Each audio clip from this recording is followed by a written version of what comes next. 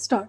उपाध्यक्ष महोदय, समस्या तो गन्ने की बढ़ती हुई पैदावार से संबंध रखती है।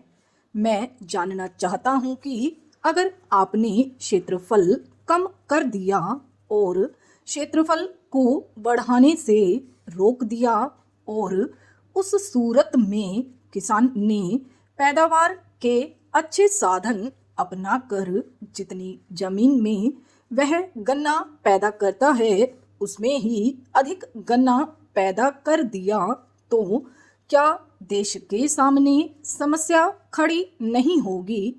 मेरा निवेदन है कि यह सवाल घनी खेती का और विस्तार की खेती का नहीं है। सवाल यह है कि जितना गन्ना चीनी में खप सकता है, आज वह उस सीमा तक पहुंच गया है। अब हमें विचार करना चाहिए कि क्या चीनी की खपत बढ़ाने के लिए कोई कदम उठाया जा सकता है। जब हम इस सवाल पर विचार करते हैं तो हमें देखना होगा कि हमारे देश में चीनी खाने वाले व्यक्तियों की संख्या कितनी है। इसका हमें थोड़ा सा विचार करना चाहिए कि कितने लोग चीनी खाते हैं और क्या उनकी तादाद बढ़ नहीं सकती है। गांव में जाकर हम देखें, बहुत से लोगों को चीनी खाने के लिए नहीं मिलती है।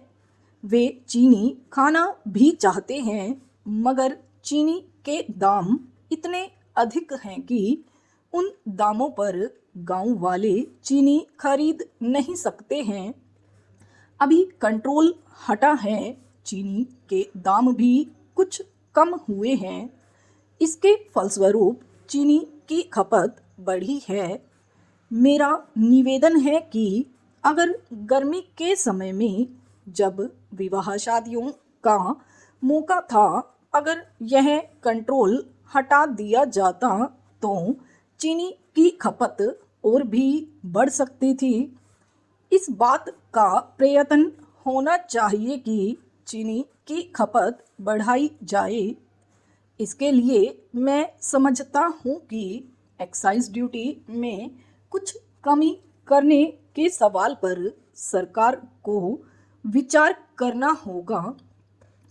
कुछ दिनों से समाचार पत्रों में इस तरह की बात छप रही है कि सरकार चीनी पर एक्साइज ड्यूटी कम करने के बारे में विचार कर रही है, लेकिन केवल विचार करने से ही काम नहीं चलेगा। अब समय आ गया है कि इसे क्रियात्मक रूप दिया जाए।